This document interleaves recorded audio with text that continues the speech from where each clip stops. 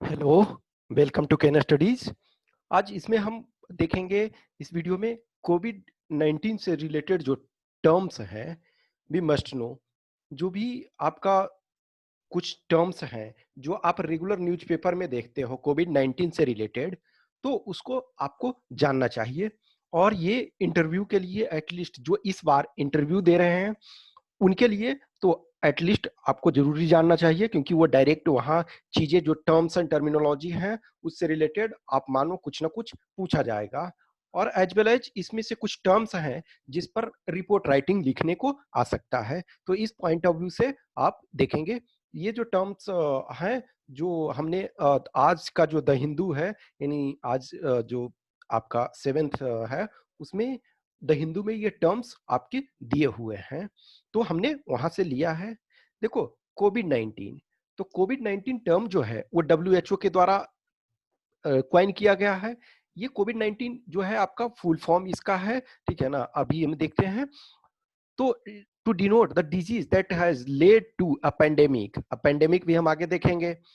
On February 11, 2020, WHO announced a name for the mysterious disease originating in China caused by a new virus.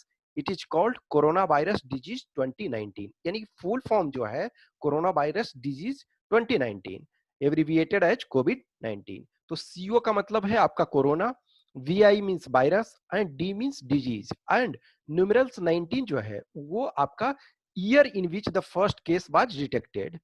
WHO claimed it has consciously avoided naming the disease after the place of origin to avoid stigmatizing the country or area।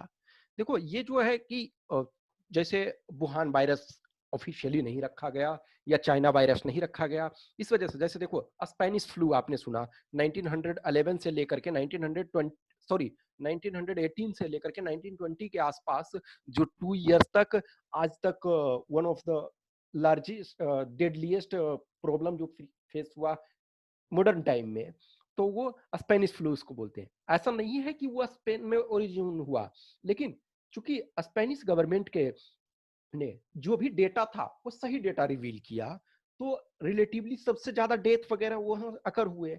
और बहुत सारे country ने, चूंकि देखोगे 1914 से 18 तक world war to face कर रहा था, तो वर्ल्ड वार इंड होने के टाइम में ही वो स्टार्ट हो गया। तो कोई भी कंट्री अपने डेटा को सप्रेस करना चाहता था ताकि युद्ध में आपका जो है वर्ल्ड वार में आपका प्रॉब्लम क्रिएट ना हो, तो इस वजह से ये किया गया। तो हमने वो स्पेनिश फ्लू, तो लोग प्रॉब्लम ये हो जाता ना कि हाँ वो स्पेन में ओरिजिन हुआ, जबकि ऐसा नहीं था।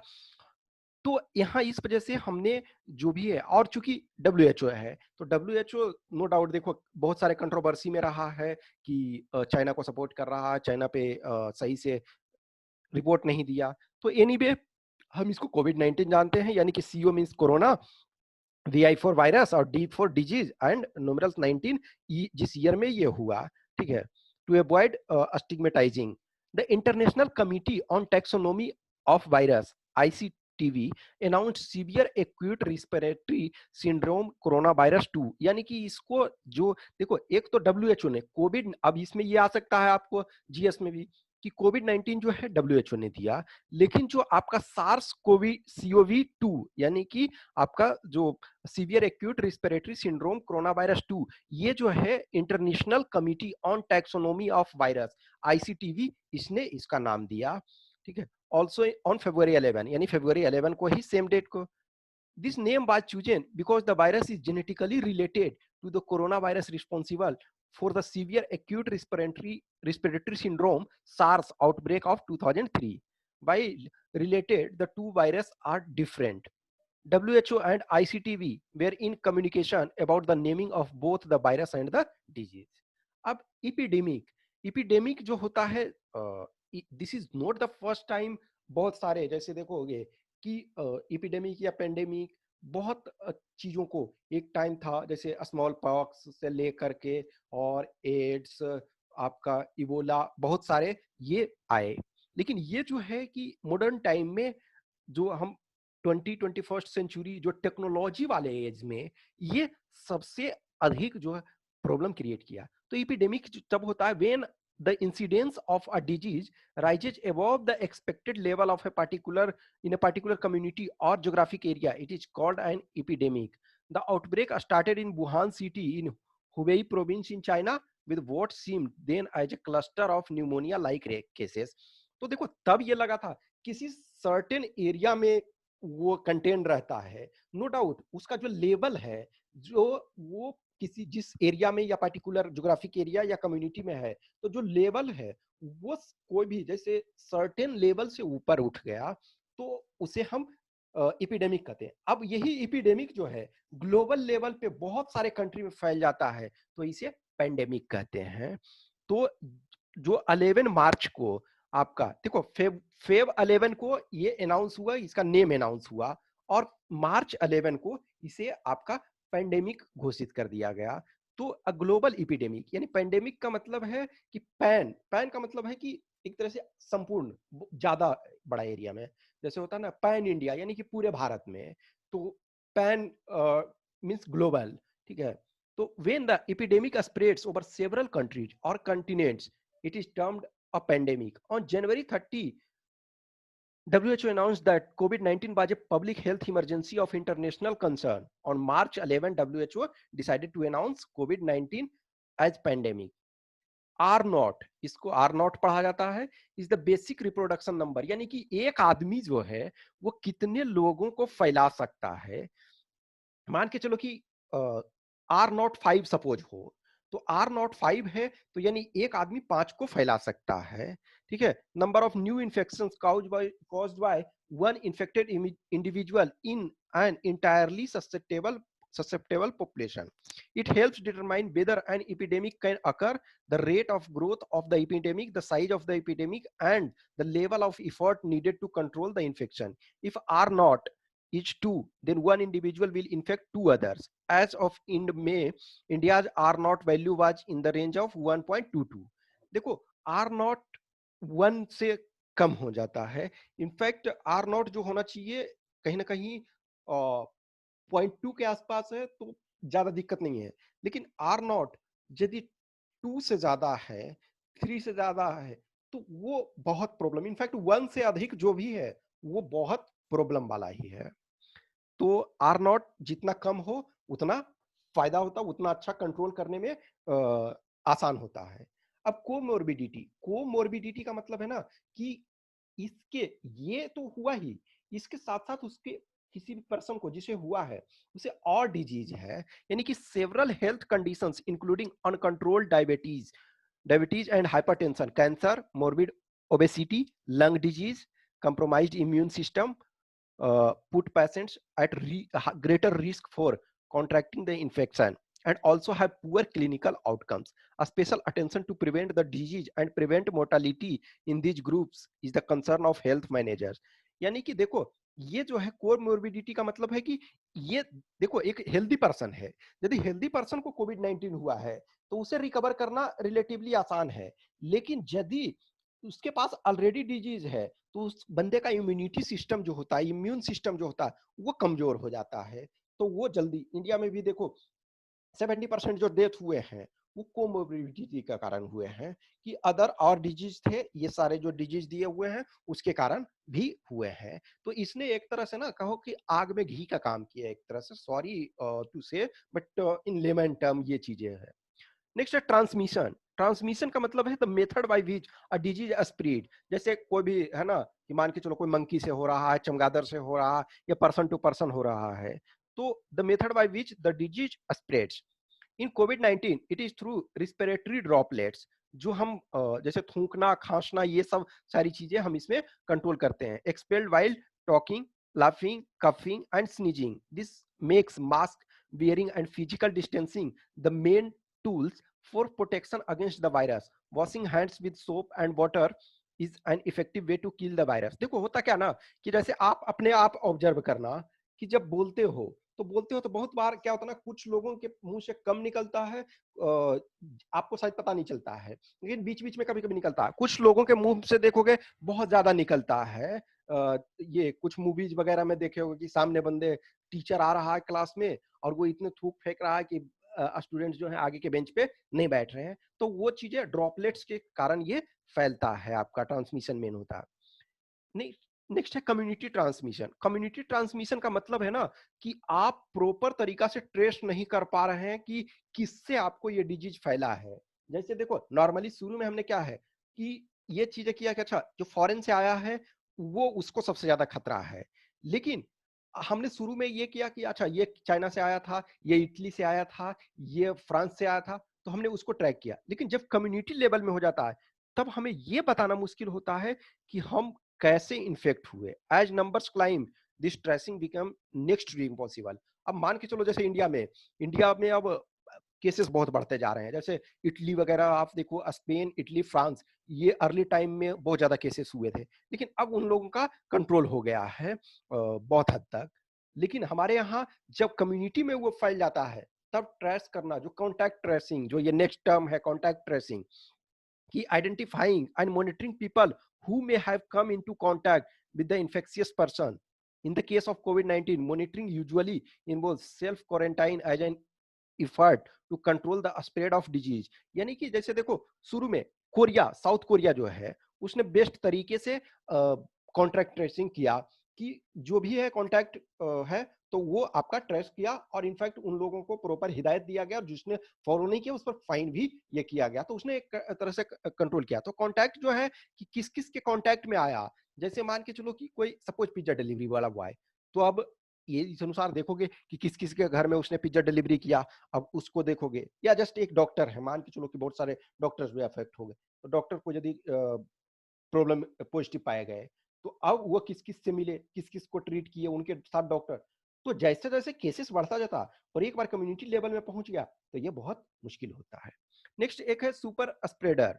सुपर स्प्रेडर का मतलब है कि कुछ इंडिविजुअल ऐसे हैं जो बहुत ज्यादा लोगों को अफेक्ट किए, जैसे पंजाब में एक थे बलवीर सिंह या कुछ जो भी है, I don't want to take special identity, but कोई एक ऐसे थे, उन्होंने इंडिया में बहुत ज्यादा ये, जैसे साउथ कोरिया में ओल्ड लेडी एक थी। अब क्या है ना कि जैसे जस्ट इमेजिन करो कि कोई बंदा है, अब वो बहुत लोगों से मिल रहा है, प्रोग्राम कर रहा है, बहुत सारे लोगों के कांटेक्ट में आ रहा है, क्लोज कांटेक्ट में, शुरू में पता नहीं था कि ये इसके कारण हो रहा है। अब उस बंदे ने वो आया और इधर उधर जो भी है क्राउड को, गैदरिंग को एड्रेस कर रहा है, लोगों से बात कर रहा है, हाय हेलो पूरा ये कर रहा है, तो वो जो है बहुत ज्यादा लोगों को प्रॉब्लम क्रिएट किया, बहुत ज्यादा लोगों को उसने फैलाया, तो उसे सुपर स्प्रेडर कहते हैं, यानी कि इस बीमारी को फैलाने में उनका बहुत योगदान रहा है। नेक्स्ट है पॉजिटिव रेट। तो पॉजिटिव रेट का मतलब है ना कि the percentage of people who test positive among all those who are tested. यानी कि जैसे जस्ट इमेजिन करो कि इंडिया में सपोज 2.5 लाख केसेस आ गए, अब मान के चलो 50 लाख सपोज टेस्ट हुआ, तो 50 लाख में 2.5 लाख यदि आ गया तो क्या हुआ कि 5% पॉजिटिव रेट। ठीक है, तो जितना टेस्ट किया गया उसमें से कितने परसेंट पॉजिटिव आया, तो उसे पॉजिटिव रेट कहते हैं। और देखो दो चीजें हैं, एक तो पॉजिटिविटी रेट यदि बहुत हाई है तो इसका मतलब है कि ओनली जो हाई रिस्क है उसी पेशेंट को टेस्ट किया जा रहा है, और पॉजिटिविटी ले जो रेट जो है वो बहुत लो है, तो इसका मतलब है कि इनफ टेस्टिंग नहीं किया गया। नेक्स्ट है इन्फेक्शन फैटेलिटी रेट। इसका मतलब है कि जितने लोगों को इन्फेक्शन हुआ पॉपुलेशन में, उसमें से जो डेथ कितना हो रहा है। This includes those who might have been कोविड-19 infection but have not been tested for it, given that the number of test is not high, expert have clarified that this is not a useful metric to have in this pandemic. यानी कि देखो, infection fatality rate का मतलब है अब proper आप check ही नहीं कर पा रहे हो, तो हम इसको एग्जैक्ट डेटा हम इससे कंक्लूड नहीं कर सकते हैं, तो इसे जो भी है कि ये स्टैंडर्ड मैट्रिक्स नहीं है। अब ये वाला देखो, केस फैटेलिटी रेट ये है, क्योंकि this is the number of deaths occurring among confirmed cases of कोविड-19। तो जैसे जस्ट मान के चलो कि इंडिया में 2.5 लाख लोग पॉजिटिव अब तक पाए गए, अब उसमें से सपोज कि 6000 समथिंग ये आपके वो पॉजिटिव आए, तो इसका मतलब है कि लेस देन 3% हमारा फर्टिलिटी रेट है। तो ये है, this is the number of death occurring among confirmed cases of COVID-19. Since these two figures are available with a certain amount of reliability, it is actually CFR यानी कि case fatality rate that is being referred to when there is loose reference of fatality rate, यानी कि just fatality rate देखो दो चीजें, एक आपका infection fatality rate और केस फैटेलिटी रेट। तो देखो इन्फेक्शन फैटेलिटी रेट हम हमारे पास प्रॉपर डेटा नहीं रहता है, अब टेस्ट कम यदि हो रहा है, प्रॉपर सबको टेस्ट नहीं किया जा रहा है, तो हम इस चीज को प्रॉपर ना यूज करके हम नॉर्मली जब हम फैटेलिटी रेट बोलते हैं तो इसको बोलेंगे। नेक्स्ट है अब सीवियर एक्यूट रिस्पिरेटरी इन्फेक्शन, सारी देखोगे जनरली जो भी मीडिया में डेली के डेली सारी टर्म सुनोगे, ठीक है। तो respiratory disease also caused by A corona virus and spread through the same transmission method, that is respiratory droplets. The symptoms fever, cough, body ache, यानी शरीर दर्द, difficulty in breathing are also similar. The government has begun surveillance of SARI patients as also patients with influenza like illness admitted in hospitals too. यानी कि देखो एक तो है कि कोविड 19 आपका स्पेशल हुआ, और ये लेकिन जो है रिस्पिरेटरी इन्फेक्शन के कारण जो सांस लेने में जो प्रॉब्लम आ रहा है, तो वो इन्फ्लुएंजा लाइक इलनेस के कारण, तो इसे ये तो सारी टर्म भी आप जनरली यूज करते हो।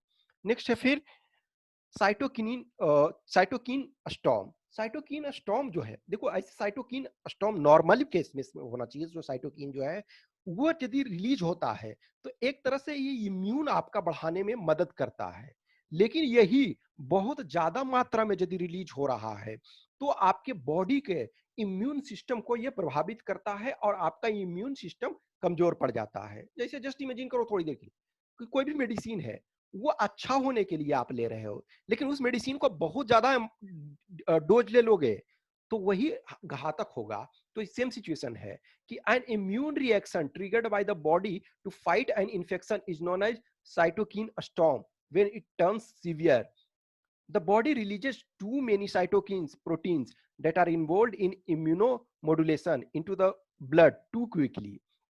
While normally they regulate immune responses, in this case they cause harm and can even cause death. यानी कि नॉर्मल केसेस में वो आपके लिए फायदा था, जो साइटोकिन है वो फायदा था, लेकिन जब आपका बॉडी सीवियर वायरस से अफेक्ट हो रहा है तो ये आपके लिए घातक और जानलेवा हो सकता है। Experts have noticed a violent cytokine storm in several individuals who are critical with COVID infection.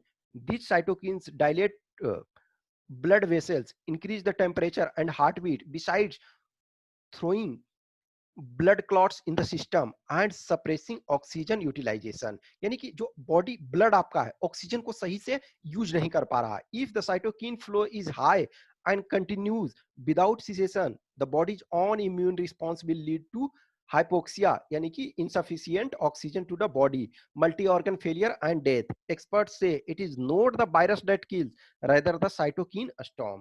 यानी कि जो नॉर्मल केसेस में आपके लिए मददगार साबित हो सकता था वही आपका किलर हो जा रहा। आरटीपीसीआर आप रेगुलर टेस्ट के टर्म में सुन रहे हैं, reverse transcription polymerase chain reaction. It is the primary test to detect कोविड-19 infection across the globe. It is a sensitive test that uses swab sample, यानी कि जो आपके नाक और मुंह से जो सैंपल लिया जाता है, जैसे नाक का जो फ्लूइड होता है या मुंह में जो आपका फ्लूइड लार वगैरह ये जो होता है वो उसको लिया जाता है to test the presence of viral RNA यानी ribonucleic acid. It has got better sensitivity, ability to correctly identify those with the disease, and a specificity, ability to correctly identify those without the disease. यानी कि देखो जिनको है उनको भी proper identify करता है, यानी कि प्रॉपर पॉजिटिव और proper negative rates in the current diagnostic test for कोविड-19। तो जो आरटीपीसीआर टेस्ट है तो ये आपका जो नाक और मुंह से जो लिक्विड टाइप का होता है स्वैब्स, वो उसके से आपको बताता है कि पॉजिटिव है या नेगेटिव है। नेक्स्ट जो है antibody test.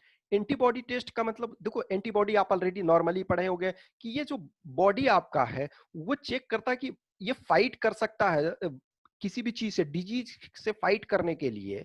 This test check your blood by looking for antibodies, and that just means you have had a past infection of SARS-CoV-2. Antibodies are proteins that help fight off infection and are specific to every disease, granting immunity against getting that particular disease again.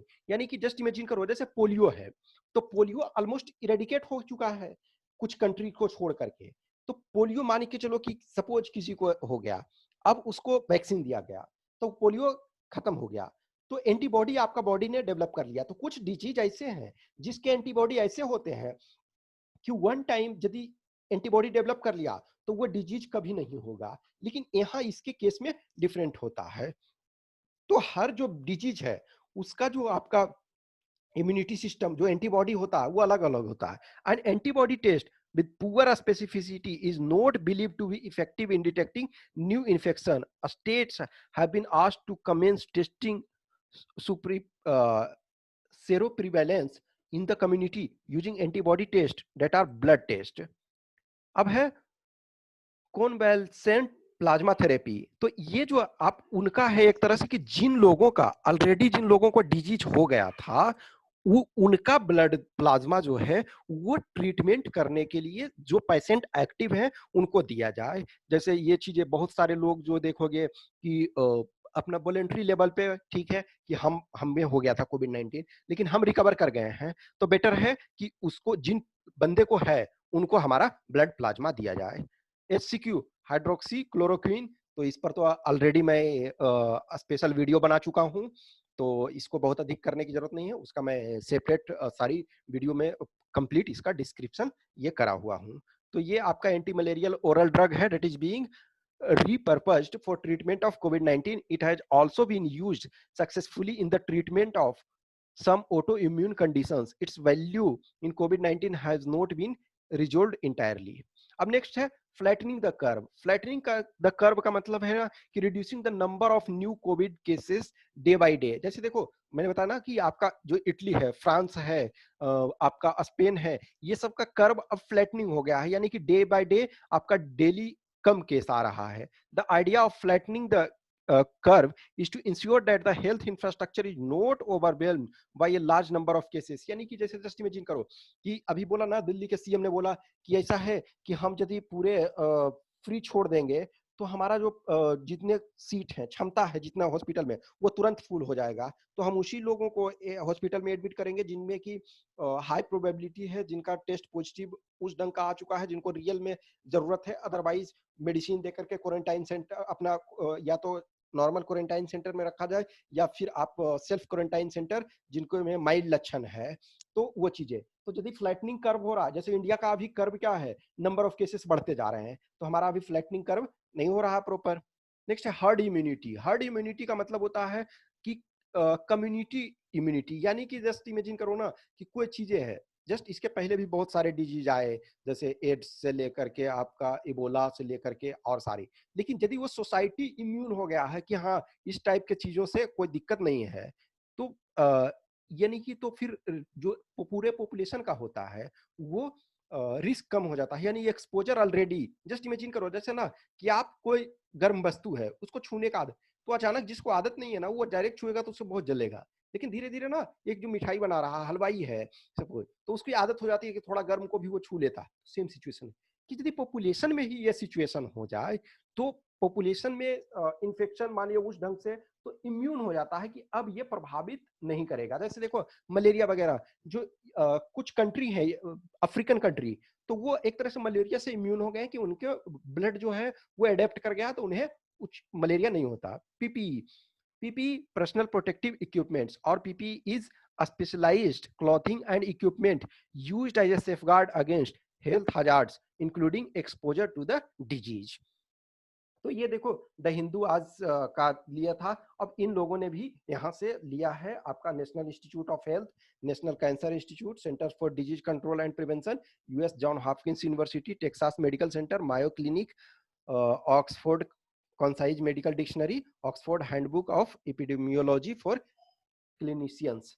तो ये कुछ terms है वो खास करके interview वगैरह में आपका जीएस में और या रिपोर्ट राइटिंग वगैरह में ये आपका आ सकता है कि जैसे हार्ड इम्यूनिटी आपका आ गया, मान के चलो कि और जैसे प्लाज्मा थेरेपी से लेकर के ये सारी, तो आपको ये सारी चीजें जाननी चाहिए। I hope you enjoy this session और इस चीज को करें। Thanks for watching this.